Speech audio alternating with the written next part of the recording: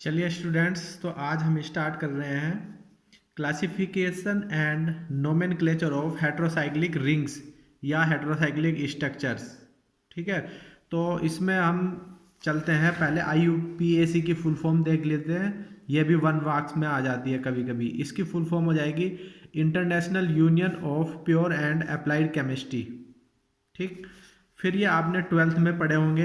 जो 1 कार्बन वाला होता है वो मेथ होता है, 2 वाला एथ होता है, 3 वाला प्रोप होता है। इस तरह से 4 वाला ब्यूट, पेंट, 6 वाला हेग्स, हेप्ट, ऑक्ट, नॉन और डिक। इस तरह से ये आपके ट्वेल्थ में आपने पढ़ा था। ये यहाँ पे भी इनका कुछ यूज़ होने वाला है, वो हम आगे देखेंगे। ठीक है, अब देखिए 3 चीज़ें होती हैं। एक होता है नॉर्मल ब्यूटेन, एन ब्यूटेन कहते हैं। एक आइसो होता है और एक नियो होता है। नॉर्मल, आइसो, नियो, इनमें क्या डिफरेंस है? जो नॉर्मल होता है उसका मतलब होता है स्ट्रेट चेन। ये भी ट्वेल्थ का है। जैसे ये देख रहे हो, ये 4 कार्बन कंटेनिंग स्ट्रेट चेन है, तो इसका जो नेम हो जाएगा वो हो जाएगा एन ब्यूटेन। दूसरे पे आइए, आइसो। आइसो किसको बोलेंगे? अगर सपोज ये मिथाइल ग्रुप नहीं है तो ये 4 कार्बन है। इसमें अगर देखा जाए 4 कार्बन है। ठीक, अगर हम इधर से नंबरिंग करेंगे 1 2 3 4। ठीक है, इधर से इसलिए नंबरिंग कर रहे हैं क्योंकि अभी ये मिथाइल ग्रुप नहीं है। ठीक है, तो ये 4 कार्बन कंटेनिंग है। तो आइसो जो हम बोलेंगे, इसका मतलब 1 methyl group attach to second last carbon. ये लास्ट कार्बन है, ये सेकेंड लास्ट कार्बन है। अगर इस पे 1 मिथाइल ग्रुप अटैच है तो वो हमारा हो जाएगा आइसो। ठीक है, चूंकि इसमें 5 कार्बन हो गए मिथाइल ग्रुप अटैच करने पे, तो इसलिए इसका नेम हो जाएगा आइसोपेंटेन। नेक्स्ट देखिए, नेक्स्ट आता है आपका नियो। तो जैसे उसमें 1 मिथाइल ग्रुप था सेकंड लास्ट कार्बन पे, इसलिए इस तरह से इसमें 2 methyl group attach to second last carbon. इसमें 2 methyl group second last carbon पे अटैच हो गए। ठीक, 1 और 2 ये सेकंड लास्ट कार्बन है, तो ये हो जाएगा नियो। समझ गए? तो ये डिफरेंस है। आइसो मतलब 1 methyl group attach to second last carbon, neo मतलब 2 methyl group attach to second last carbon. तो इस तरह से जो लिखा गया है, इसको हम इस तरह से भी लिख सकते हैं, CH3 होल थ्राइस और इधर CH2 ये भी आपका नियो हेक्सेन होगा क्योंकि इसमें 6 कार्बन है। नेक्स्ट चलते हैं, इसका हम नोमेनक्लेचर करेंगे। तो आपने ये भी ट्वेल्थ में पढ़ा होगा। नोमेनक्लेचर जब हम करते हैं तो उसमें हम ये देखते हैं कि हमारी लॉन्गेस्ट चेन कौन सी है, और फंक्शनल ग्रुप लॉन्गेस्ट चेन भी देखते हैं, प्लस फंक्शनल ग्रुप या जो एक तरह से जो ग्रुप अटैच है वो किस तरफ से नज़दीक पड़ता है, किस तरफ से नियर पड़ता है, तो उस तरफ से हम नंबरिंग करते हैं। तो इधर इस तरह भी हम नंबरिंग करेंगे, तो हम देखेंगे 1 2 3 4 5 6 कार्बन तक जा रही है। हमको सेलेक्ट करनी है लॉन्गेस्ट चेन। तो अगर देखा जाए यहाँ से हम नंबरिंग इस तरह से करें या यहाँ से करें, ठीक है, तो हमारे जो है, जैसे सपोज हम यहाँ से करते हैं 1 2 3 4 5 6 7 8 9, तो 9 कार्बन जा रहे हैं, लेकिन जो ग्रुप अटैच है वो हमारा यहाँ पे 4th पोजीशन पे अटैच हो जाएगा, 1 2 3 4। फिर हम यहाँ से नंबरिंग करके देखेंगे 1 2 3, इधर 3 से आ रहा है, तो इसकी जो हमारी नंबरिंग हो जाएगी वो यहाँ से हो जाएगी 1 2 3 4 5 6 7 8 9। तो 9 कार्बन तक नंबर जा रहा है, तो ये हो जाएगा नोनेन। ठीक है, अब देखेंगे एक मिथाइल ग्रुप 3 पे अटैच है, एक 5 पे अटैच है, एक 6 पे अटैच है, तो इसका नोमेनक्लेचर हो जाएगा 3 5 6 ट्राई मिथाइल नोनेन। ये भी आपने इस तरह के स्ट्रक्चर्स भी ट्वेल्थ में पढ़े होंगे। सेम इसी तरह से इसकी नंबरिंग हो जाएगी। इसमें देख रहे हो आप 7 कार्बन है। ठीक है, तो इसकी नंबरिंग यहाँ से अगर हम करें तो 1 2 3 थर्ड पोजीशन पे फंक्शनल ग्रुप आता है आइन। इधर से करें 1 2, तो इधर 2 ही पोजीशन पे आ गया, तो इसकी नंबरिंग यहाँ से होगी 1 2 3 4 5 6 7। इस तरह से इसकी नंबरिंग इस तरफ से हो जाएगी, तो इसका नेम हो जाएगा हेप्टेन 2 इन, ये ई नहीं आएगा यहाँ पे, हेप्टेन 2 इन 4 आइन, चूंकि ट्रिपल बॉन्ड आइन होता है, डबल बॉन्ड इन होता है। इस तरह से इसका नोमेनक्लेचर हो जाएगा। दूसरा स्ट्रक्चर देखेंगे, इसमें दो फंक्शनल ग्रुप है। ये वाला स्ट्रक्चर देख रहे हैं, इसमें दो फंक्शनल ग्रुप है, एक तो कार्बोक्सिलिक ग्रुप है, दूसरा हाइड्रोक्सी ग्रुप है। ठीक है, जो हाइड्रोक्सी ग्रुप है अगर हम इसको प्रीफिक्स लगाते हैं तो यह हाइड्रोक्सी होगा, अगर सफिक्स लगाते हैं इसका मतलब पीछे लगाते हैं अगर नोमेनक्लेचर में तो ये ओल हो जाएगा, जैसे ब्यूटेनॉल होता है, ठीक है, प्रोपेनॉल होता है, इस तरह से पीछे अगर लगाते हैं। लेकिन अगर हम पहले लगाते हैं नोमेनक्लेचर में तो प्रीफिक्स वो हो जाएगा हाइड्रोक्सी। तो इसकी नंबरिंग हम इस तरफ से करेंगे, चूँकि जो फंक्शनल ग्रुप की सीरीज है जो आपने 12th में भी पढ़ी होगी उसमें क्या होता है, कार्बोक्सिलिक ग्रुप पहले आता है, हाइड्रोक्सी ग्रुप बाद में आता है। तो इसको तो हम यहाँ पे सफिक्स लेंगे, इसको हम यहाँ पे प्रीफिक्स लेंगे, इसको लेंगे सफिक्स। सफिक्स हमेशा उसी को लेंगे जो कि फंक्शनल ग्रुप सीरीज में ऊपर आता है। तो ये सफिक्स हो गया, ये प्रीफिक्स हो गया। तो प्रीफिक्स जब लगेगा तो ये हाइड्रोक्सी हो जाएगा। तो ये 4th पोजीशन पे हाइड्रोक्सी ग्रुप है, तो ये हो जाएगा 4 हाइड्रोक्सी पेंटानोइक एसिड, 5 कार्बन तक नंबर जाता है। ठीक, ये जो मैंने अभी तक पढ़ा है ये आप 12th में पढ़ चुके हैं, इसको मैं ज़्यादा नहीं कर रहा हूँ, आपको ये खुद से पढ़ लेना है। अब जो मेन चीज़ है वो यहाँ से स्टार्ट होती है। इसमें देखिए हेट्रोसाइक्लिक कंपाउंड्स या रिंग हम पढ़ेंगे। हेट्रोसाइक्लिक स्ट्रक्चर्स किसको कहते हैं? साइक्लिक कंपाउंड्स, वो cyclic compounds which contain one और मोर हेट्रोएटम्स। हेट्रोएटम मीन्स ऑक्सीजन हो गया, सल्फर हो गया, नाइट्रोजन हो गया, present in the ring system. तो ऐसे साइक्लिक रिंग जिसमें एक या एक से अधिक हेट्रोएटम्स प्रेजेंट है, हेट्रोसाइक्लिक कंपाउंड या हेट्रोसाइक्लिक रिंग कहते हैं। ठीक, जैसे ये स्ट्रक्चर अगर हम देखें, इस स्ट्रक्चर में 2 नाइट्रोजन प्रेजेंट है, 1 ये 3 पर 1 पे है, 3 पे है, तो 2 नाइट्रोजन रिंग के अंदर है। ठीक है, तो ये हमारा हेट्रोसाइक्लिक रिंग हो गया। तो किसी भी रिंग के अंदर अगर हम OSN एक या एक से अधिक इंसर्ट कर देंगे तो वो हमारा हेट्रोसाइक्लिक रिंग हो जाएगा। अगर ये हेट्रोएटम्स प्रेजेंट नहीं होंगे किसी रिंग के अंदर तो वो हेट्रोसाइक्लिक नहीं होगा, वो आपका होगा कार्बोसाइक्लिक रिंग। ठीक है, अब इसके कुछ रूल्स हैं। रूल्स में देखिए, अगर O है तो O को हम ओक्सा कहेंगे, S है S को थाया, N को एजा, P को फास्फा और S को कहेंगे हम सीला। ये आप याद रखिए, OSNPSI।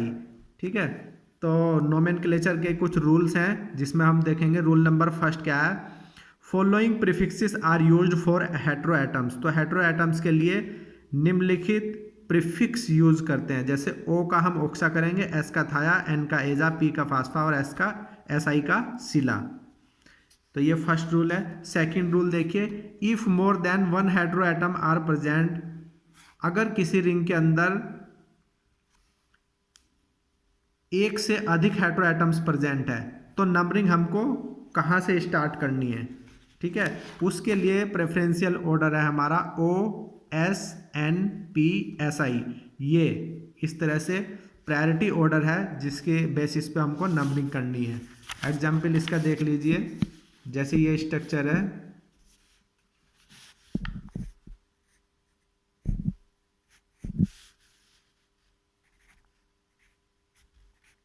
इस रिंग के अंदर देख रहे हो आप O भी प्रेजेंट है, N भी प्रेजेंट है। तो जो कि प्रायोरिटी ऑर्डर मैंने जो अभी बताया है, प्रायोरिटी ऑर्डर में O पहले आता है, N बाद में आता है। तो नंबरिंग हमको 1 O से स्टार्ट करनी है, तो O को 1 नंबर देना है, न कि N को। तो नंबरिंग हो जाएगी इस तरह से 1 2 3 4 4 5, इस तरह से इसकी नंबरिंग होगी। ठीक है, तो ये प्रायोरिटी ऑर्डर हो गया। नेक्स्ट जो थर्ड रूल है वो है आपका numbering of the ring start with heteroatoms. तो नंबरिंग जो है हमेशा हेट्रोएटम से स्टार्ट होगी, ये एक रूल है। इसके अतिरिक्त जो है, इसके अलावा कुछ एक्सेप्शन भी है जिसमें नंबरिंग हेट्रोएटम से स्टार्ट नहीं होती, वो हम बाद में डिस्कस करेंगे। तो फिलहाल आपके लिए यही रूल याद रखिए कि नंबरिंग जो है हमेशा हेट्रोएटम से स्टार्ट होगी। ठीक है, और नंबरिंग हमारी क्लॉकवाइज होगी कि एंटी क्लॉकवाइज, वो डिपेंड करता है। Sum of the numbering of heteroatom should be least. ये आपने 12th में भी पढ़ा होगा। तो जो हम नंबर करते हैं हेटेरो एटम्स का, उनका जो टोटल है वो कम से कम होना चाहिए, वो प्रायोरिटी ऑर्डर हमको नंबरिंग का सेलेक्ट करना है। इसका मतलब ये है क्लॉकवाइज करेंगे कि एंटी क्लॉकवाइज, वो डिपेंड करता है हमारा सम जो है कितना हो रहा है टोटल। अब इसका एग्जाम्पल ले लेते हैं, यही स्ट्रक्चर ले लेते हैं। मैंने एक स्ट्रक्चर ये बनाया है, ठीक है, यही सेम स्ट्रक्चर मैं इधर बनाता हूँ। इसकी नंबरिंग मैंने इस तरफ से की है, इसकी नंबरिंग मैं इस तरफ से करता हूँ 1 2 3 4 5। तो इनमें से अगर हम देखें, इसमें एक हेटेरो एटम्स ये है, एक ये है। इस नंबरिंग अगर इस ऑर्डर को हम फॉलो करें तो इसमें जो टोटल हो रहा है, ओ को 1 नंबर है, एन को 3 नंबर है, तो इसका टोटल हो रहा है 4, ठीक है। अब अगर हम ये नंबरिंग ऑर्डर, ये डायरेक्शन सेलेक्ट करें तो इसमें ओ को 1 नंबर जा रहा है और एन को नंबर जा रहा है 4, ठीक है। तो इनका टोटल हो गया 5। तो चूंकि 5 ज़्यादा है 4 कम है, तो जो टोटल है वो कम से कम वाला हमको सेलेक्ट करना है। जो टोटल है जिसमें टोटल कम होगा वो डायरेक्शन हमको सेलेक्ट करनी है। तो इसमें अगर देख रहे हो आप 4 आ रहा है, तो ये वाला हमारा नंबरिंग पैटर्न सही है, मतलब इसमें हम क्लॉकवाइज डायरेक्शन में नंबरिंग करेंगे, ठीक है। इसके एग्जाम्पल और भी बहुत से हैं। तो ये हमारे कुछ रूल्स हैं जिनके बेसिस पे हम हेटेरोसाइक्लिक सिस्टम का नोमेनक्लेचर करते हैं। अब मैं कुछ स्ट्रक्चर्स आपको बता देता हूँ। स्ट्रक्चर्स मोनोसाइक्लिक, इसमें यहाँ पे आप देख रहे हो मोनोसाइक्लिक, हेटेरोसाइक्लिक सिस्टम्स। मोनोसाइक्लिक का मतलब जिसमें केवल एक रिंग होता है, ये देख रहे हो, इसमें केवल एक रिंग है, इसमें एक रिंग है, इसमें एक रिंग है, तो ये हो गया मोनोसाइक्लिक। बाईसाइक्लिक होता है, जैसे ये, इसमें 2 रिंग है 1 2, ये बाईसाइक्लिक हो गया। कुछ ट्राईसाइक्लिक भी होते हैं जिसमें 3 रिंग होते हैं 1 2 3, ये ट्राईसाइक्लिक है। तो हम पहले स्टार्ट करेंगे मोनोसाइक्लिक हेटेरोसाइक्लिक रिंग, जिसमें कि एक रिंग होता है। तो सबसे सिंपल और कॉमन से स्ट्रक्चर मैं बनाता हूँ। सबसे पहले अगर देखें, ये वाला जो रिंग है, एक तो ये हो गया, ये होगा 5 मेंबर रिंग 1 2 3 4 5, ठीक। इसमें 5 मेंबर रिंग में मैंने 1 पोजीशन पे या यहाँ पे ऊपर की तरफ ओ लगा दिया।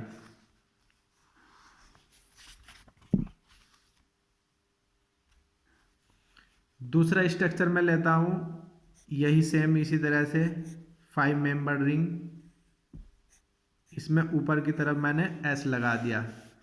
तीसरा स्ट्रक्चर लेता हूँ मैं, ये इस तरह से, इसमें मैंने ऊपर की तरफ एन लगा दिया। अब ये स्ट्रक्चर जब भी आप बनाओगे तो आपको एक बात ध्यान रखनी है, ऑक्सीजन जो होता है उसकी वैलेंसी 2 होती है, सल्फर की भी वैलेंसी 2 होती है, नाइट्रोजन की वैलेंसी 3 होती है, ये ध्यान रखना है। तो ये वाले स्ट्रक्चर आप देख रहे हो, इसमें ऑक्सीजन की वैलेंसी 2 हो रही है 1 और 2, इसमें सल्फर की 2 हो रही है 1 और 2, इसमें नाइट्रोजन की 2 हो रही है, बल जबकि नाइट्रोजन की वैलेंसी कितनी होती है 3। तो 3 वैलेंसी करने के लिए हमको यहाँ पे एक इस तरह से H लगाना पड़ेगा, ठीक है।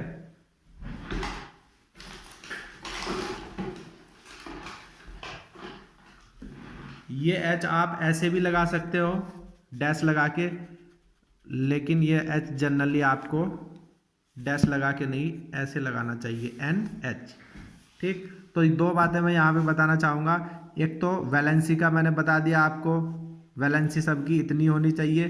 दूसरा क्या है, कुछ स्टूडेंट्स कैसे करते हैं कि इस तरह से पहले बना लिया आपने रिंग और उसके बाद ओ लगा रहे हो, ये भी गलत है। ओ लगा रहे हो या एन लगा रहे हो, ये बिल्कुल गलत स्ट्रक्चर है, इस तरह से प्रैक्टिस नहीं करनी है आपको। दूसरे कुछ स्टूडेंट्स कैसे करते हैं, इस तरह से रिंग बना लिया, ओ को इसके अंदर नहीं लगाते, ओ को यहाँ पे बाहर लगाते हैं या यहाँ पे बॉन्ड लगा के लगाते हैं, ये भी गलत स्ट्रक्चर है। इस तरह भी प्रैक्टिस नहीं करना। आपको प्रैक्टिस कैसे करना है, इस तरह से पहले रिंग बनाएंगे और उसकी जगह खुद पहले से ही छोड़नी है, तब बाद में इंसर्ट करना है ओ या एन, जो भी इंसर्ट करना है। तो ये हमारा स्ट्रक्चर सही है, ठीक है। तो जो भी आप स्ट्रक्चर्स पढ़ेंगे, उन स्ट्रक्चर्स में आपको नंबरिंग पता होनी चाहिए, किस तरफ से नंबरिंग करनी है, क्योंकि जब हम ड्रग्स आगे पढ़ेंगे तो उसमें IUPAC नोमेनक्लेचर करेंगे। IUPAC नोमेनक्लेचर के लिए नंबरिंग आपकी मस्ट है। तो ये नंबरिंग, चूंकि हमने रूल पढ़ा था, नंबरिंग हमेशा हेट्रोसाइक्लिक एटम से ही स्टार्ट करते हैं, हेट्रो एटम से। तो यहाँ O से स्टार्ट करी, यहाँ भी 1 2 3 4 5 इस तरह से हो जाएगी, यहाँ 1 2 3 4 5। ठीक है, तो ये 3 कॉमन स्ट्रक्चर है। इसका जो नाम है ये हो जाएगा ऑक्साजोल। ठीक है, सॉरी ऑक्साजोल नहीं, इसका जो नाम हो जाएगा ये हो जाएगा फ्यूरान। ये सबसे सिंपल स्ट्रक्चर है फ्यूरान। इसका नाम हो जाएगा थायोफीन और इसका हो जाएगा पायरोल। ठीक है, ये 3 कॉमन स्ट्रक्चर है और सबसे सिंपल है। ठीक है, इन्हीं से फिर आगे स्ट्रक्चर बनेंगे। नेक्स्ट मैं स्ट्रक्चर बना रहा हूँ, इनकी थर्ड पोजीशन पे नाइट्रोजन लगाते हैं। तो 3 स्ट्रक्चर और आपके निकल के आएंगे। थर्ड पोजीशन पे नाइट्रोजन लगा दी, इसके भी थर्ड पोजीशन पे नाइट्रोजन लगा दी और इसके भी थर्ड पोजीशन पे नाइट्रोजन लगा दी। ठीक है, तो इसका नाम बदल हो जाएगा ऑक्सा। ओ ऑक्सा होता है और एन एजा होता है, तो नाम हो जाएगा ऑक्साजोल। ऑक्सा प्लस एजा प्लस ओल, ऑक्साजोल। ठीक है, तो जनरली जो 5 मेंबर रिंग होता है उसमें लास्ट में ओल लगता है और जो 6 मेंबर रिंग होता है उसमें लास्ट में इन लगता है। तो इसका ऑक्साजोल हो गया, इसका हो जाएगा थायाजोल। ठीक है, ऑक्साजोल, थायाजोल।